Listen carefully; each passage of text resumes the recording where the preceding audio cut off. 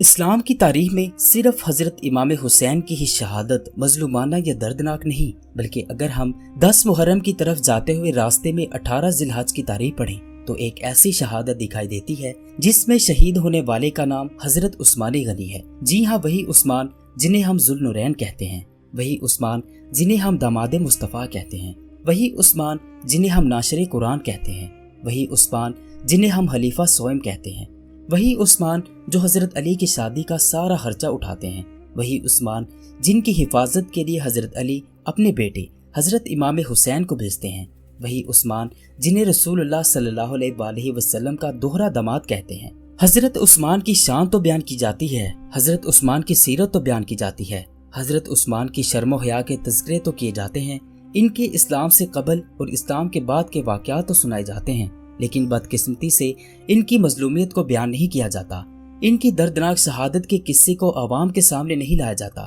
تاریخ کے چیخے نکل جائیں اگر عثمان کی مظلومیت کو بیان کیا جائے۔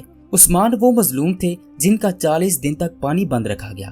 آج وہ عثمان پانی کو ترس رہا ہے جو کبھی امت کے لیے پانی کے کنویں خریدا کرتا تھا۔ خلیفہ دوم سیدنا عمر فاروق رضی اللہ تعالیٰ عنہ کی شہادت کے بعد سیدنا عثمان غنی رضی اللہ تعالیٰ عنہ حضور صلی اللہ علیہ وآلہ وسلم کے جانشین مقرر ہوئے۔ آپ کے دور خلافت کے پہلے 6 سال انتہائی پرامن گزرے۔ مشرق و مغرب میں ہزاروں مربع میل رقبہ اسلامی مملکت کا حصہ بنا اور سندھ سے لے کر جبر الٹر تک اسلام کا علم آپ کے عہد میں لہرایا، لیکن آخری 6 سالوں میں نفاق سے لبریز تحریکیں زور پکڑنا شروع ہو گئیں۔ آخرکار وہ وقت بھی آیا جب باغیوں نے اپنے ارادوں پر عمل کرتے ہوئے حضرت عثمان رضی اللہ تعالیٰ عنہ کے گرد گھیرا تنگ کرنا شروع کر دیا۔ سب سے پہلے آپ کا مسجد میں خطبہ بند کیا گیا، پھر با جماعت نماز کی ادائیگی بھی جبرن بند کر دی گئی، مگر اتنے پر ہی بس نہیں، یہاں تک کہ آپ کو گھر میں قید کر کے رکھ دیا گیا اور مدینہ کی گلیوں میں آوازیں بلند ہونے لگی کہ عثمان تک نہ تو کوئی شخص کھانا پہنچائے اور نہ ہی پانی۔ حضرت عثمان قید میں تھے تو پیاس کی شدت سے جب نڈال ہوئے تو آواز لگائی، کوئی ہے جو مجھے پانی پلائے۔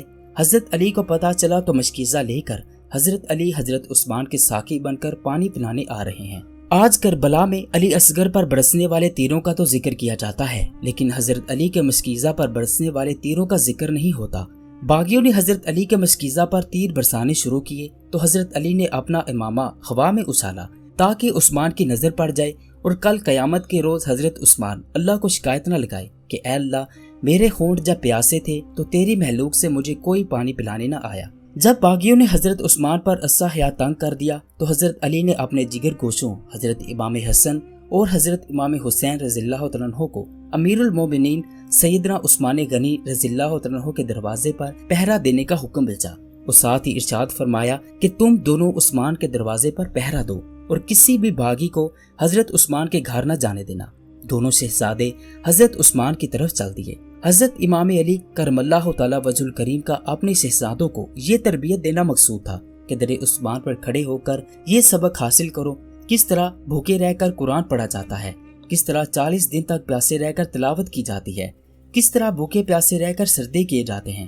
ایک دن آئے گا تمہیں بھی یہ سبق کربلا کی سرزمین پر دہرانا پڑے گا۔ امیر المومنین حضرت عثمان غنی نے کئی مرتبہ باغیوں کو سمجھانے کی کوشش کی۔ ایک دن دوران محاصرہ آپ اپنے گھر کی چھت پر تشریف لائے اور باغیوں کو مخاطب کر کے فرمانے لگے، اے لوگو، وہ وقت یاد کرو جب مسجد نبوی کی زمین تنگ تھی اور رسول اللہ صلی اللہ علیہ وآلہ وسلم نے فرمایا، کون ہے جو اللہ کے لیے اس زمین کو خرید کر مسجد کے لیے وقف کرے گا اور جنت کا وارث بنے گا؟ وہ کون تھا جس نے اللہ کے رسول صلی اللہ علیہ وآلہ وسلم کے حکم کی تعمیل کی تھی؟ سب نے ایک آواز میں کہا، آپ نے حکم کی تعمیل کی تھی۔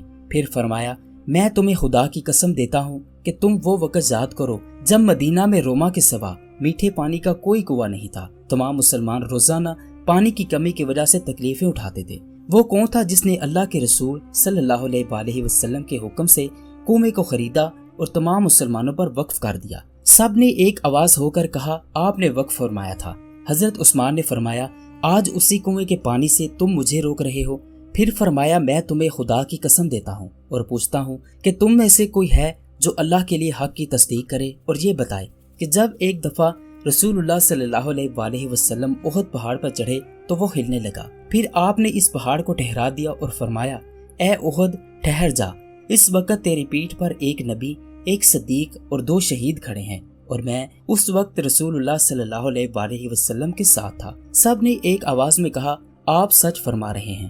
پھر فرمایا اے لوگو، خدا کے لیے مجھے بتاؤ کہ جب رسول اللہ صلی اللہ علیہ وآلہ وسلم نے مجھے حدیبیہ کے مقام پر اپنا سفیر بنا کر قریش کے پاس بھیجا تو کیا واقعہ پیش آیا تھا؟ کیا یہ صحیح نہیں کہ اللہ کے رسول صلی اللہ علیہ وآلہ وسلم نے اپنے ایک ہاتھ کو میرا ہاتھ قرار دے کر میری طرف سے خود اپنی بیعت لی تھی؟ لوگوں کی ہجوم سے آواز آنے لگی کہ آپ نے سچ فرمایا، لیکن افسوس کہ بلوائیوں کے پسماندہ دماغوں سے بدنیتی کا خمار ختم نہ ہو سکا اور انہوں نے 40 روز پیاس سے بے خال امیر المومنین سیدنا عثمان غنی کو شہید کرنے کا فیصلہ کر لیا۔ سرکار دو عالم صلی اللہ علیہ وآلہ وسلم حضرت عثمان غنی کے متعلق شہادت کی پیش گوئی بھی فرما چکے تھے۔ یہی وجہ تھی کہ حضرت عثمان نے بالکل بھی مزاحمت نہ کی، بلکہ خاموشی سے اللہ کے نبی کی وصیت کی تکمیل کا انتظار فرماتے رہے۔ 18 ذی الحج اور جمعے کا دن تھا، آپ روزہ کی حالت میں تھے۔ اسی صبح آپ نے خواب دیکھا کہ نبی رحمت صلی اللہ علیہ وآلہ وسلم تشریف لائے ہیں۔ آپ صلی اللہ علیہ وآلہ وسلم کے ساتھ حضرت ابو بکر صدیق اور حضرت عمر بھی موجود ہیں۔ نبی کریم صلی اللہ علیہ وآلہ وسلم حضرت عثمان سے ارشاد فرماتے ہیں عثمان جلدی آؤ، ہم یہاں افطاری کے لیے تمہارا انتظار فرما رہے ہیں۔ آنکھ کھلی تو آپ نے اپنی اہلیہ سے فرمایا میری شہادت کا وقت قریب آ گیا ہے، باغی مجھے قتل کر دیں گے۔ انہوں نے کہا امیر المومنین ایسا نہیں ہو سکتا۔ ارشاد فرمایا میں یہ خواب دیکھ چکا ہوں۔ پھر منگوا کر وہ لباس زیب تن کیا جو پہلے نہیں پہنا تھا، اپنے 20 غلام آزاد کیے اور اپنے گھر کا دروازہ باغیوں کے لیے کھول کر قرآن مجید کی تلاوت میں مصروف ہو گئے۔ اب شہادت کا انتظار تھا، اور صرف انتظار ہی نہیں بلکہ شدید انتظار تھا، کیونکہ شہادت کے رنگین پردہ و حجاب کے پیچھے محبوب سے ملاقات طے تھی۔ آخر کار وہ گھڑی بھی آن پہنچی۔ باغیوں نے مکان پر حملہ کر دیا۔ حضرت امام حسن جو کہ دروازے پر متعین تھے باغیوں کا مقابلہ کرتے ہوئے زخمی ہو گئے۔ 4 باغی دیوار پھیلان کر چھت پر چڑھ گئے۔ حضرت عثمان نیچے کے مکان میں تنہا قرآن مجید کی تلاوت میں مصروف تھے۔ اس عثمان کو 40 دن ہو گئے ایک گھر میں بند کیے ہوئے جو عثمان مسجد نبوی کے لیے جگہ خریدا کرتا تھا۔ وہ عثمان کسی سے ملاقات نہیں کر سکتا تھا جس کی محفل میں بیٹھنے کے لیے صحابہ جوک در جوک آیا کرتے تھے۔ 40 دن گزر گئے، اس عثمان کو کھانا نہیں ملا جو اناج سے بھرے ہوئے اونٹ نبی پاک کی خدمت میں پیش کر دیا کرتا تھا۔ آج اس عثمان کی داڑھی کھینچی جا رہی ہے جس عثمان سے آسمان کے فرشتے بھی حیا کرتے تھے۔ آج اس عثمان کا ہاتھ کاٹ دیا گیا جس ہاتھ سے آپ صلی اللہ علیہ وآلہ وسلم کی بیعت کی تھی۔ آج اس عثمان کے جسم پر چھری مار مار کر لہو لہان کر دیا گیا جس عثمان نے بیماری کی حالت میں بھی بغیر کپڑوں کے کبھی غسل نہ کیا تھا۔ ایک باغی حضرت عثمان کی پیٹھ پر چھرا مارتا ہے، ایک باغی لوہے کے بھاری ہتھیار سے سر پر مارتا ہے، ایک تلوار نکالتا ہے حضرت عثمان کا ہاتھ کاٹ دیتا ہے۔ قرآن سامنے پڑا تھا، خون قرآن پر گرتا ہے تو قرآن بھی حضرت عثمان کی شہادت کا گواہ بن جاتا ہے۔ حضرت عثمان زمین پر گر پڑے تو حضرت عثمان کو ٹھوکریں مارنے لگے جس سے آپ کی پسلیاں تک ٹوٹ گئیں۔ اسی دوران جمعہ کے دن عصر کے وقت ذوالنورین کی شمع حیات ہمیشہ کے لیے بڑھتی چلی گئی اور آپ نبی کریم صلی اللہ علیہ وآلہ وسلم کی بشارت کے مطابق شہادت کے منصب پر فائز ہو گئے۔ شہادت کے وقت جب تلاوت فرما رہے تھے تو ایک حملہ آور کے وار سے آپ کے خون نے جسم مبارک سے جدا ہو کر قرآن کی جس آیت کو اپنا مسکن بنا کر بوسہ لیا تھا وہ یہ تھی فَسَيَكْفِيكَهُمُ اللَّهُ وَهُوَ السَّمِيعُ الْعَلِيمُ، جس کا ترجمہ ہے خدا کی ذات تم کو کافی ہے، وہ سننے والا اور جاننے والا ہے۔ 2 دن تک آپ کی نش مبارک بے غور و کفن پڑی رہی۔ تیسرے دن چند خوش قسمت مسلمانوں نے سرخ پھولوں کی بجائے سرخ خون سے ڈھکی ہوئی میت کو کندھا دیا۔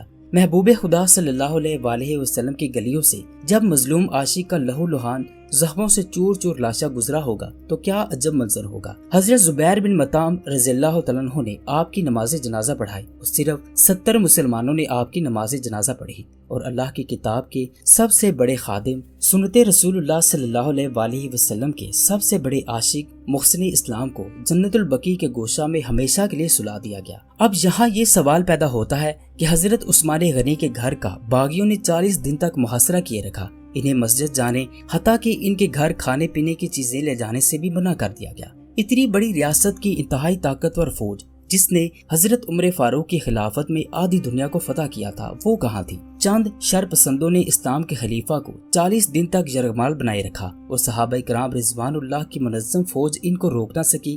آخر رسول اللہ صلی اللہ علیہ وآلہ وسلم کے تربیت یافتہ صحابی کہاں تھے؟ کیا اس وقت صحابہ کرام رضوان اللہ اکثریت میں نہیں تھے؟ تاریخ پر نظر ڈالنے سے یہ بات واضح ہوتی ہے کہ باغی مدینہ اس طرح قابض نہیں تھے کہ صحابہ کرام اور حضرت عثمان غنی کے حامی بالکل بے بس ہو جاتے، بلکہ شہادت کے وقت مدینہ میں حضرت عثمان کے حامی صحابہ موجود تھے۔ وہ آپ کی دفاع پر پوری قدرت رکھتے تھے اور انہوں نے آپ کا دفاع کرنے کی بھی بھرپور کوشش کی، لیکن حضرت عثمان نے تمام لوگوں کو بذات خود باغیوں سے قتال کرنے سے سختی سے منع فرمایا، کیونکہ آپ کسی کلمہ گو مسلمان پر تلوار اٹھانے کو گوارا نہیں کرتے تھے اور فرماتے تھے کہ قتال کی اجازت دینے کی صورت میں رسول اللہ صلی اللہ علیہ وآلہ وسلم کا پہلا نائب ہوں گا جو کسی مسلمان پر تلوار اٹھائے۔ اس لیے آپ نے کسی سے مدد نہیں چاہی اور ہمیشہ مدد کی اجازت کے لیے درخواست کرنے والوں کی درخواست کو رد کرتے رہے۔ ممانعت کی دوسری وجہ یہ تھی کہ حضرت عثمان اپنے حبیب صلی اللہ علیہ وآلہ وسلم کے شہر کو کشت و خون کا مقام نہیں بنانا چاہتے تھے، کیونکہ آپ کو حضور صلی اللہ علیہ وآلہ وسلم کا یہ ارشاد یاد تھا، مدینہ محترم سرزمین ہے، نہ اس کا درخت کاٹا جائے، نہ اس میں کسی قسم کی شر انگیزی کی جائے، جو اس میں شر انگیزی کرے گا اس پر اللہ کی، تمام فرشتوں کی اور سب انسانوں کی لعنت ہو۔ آپ یہ بھی جان چکے تھے کہ باغیوں کا اصل خطف آخرکار آپ کی ذات ہی ہے، اس لیے حضرت عثمان نے مسلمانوں کو انتشار سے بچانے کے لیے نہ صرف یہ کہ ہر اذیت کو برداشت کر کے حرم نبوی کے تقدس کو پامال ہونے سے بچایا، بلکہ اس مقصد کے لیے بخوشی اپنی جان دے دی۔ اسلام وہ شجر نہیں جس نے پانی سے غذا پائی، دیا خون صحابہ نے پھر اس میں بہار آئی۔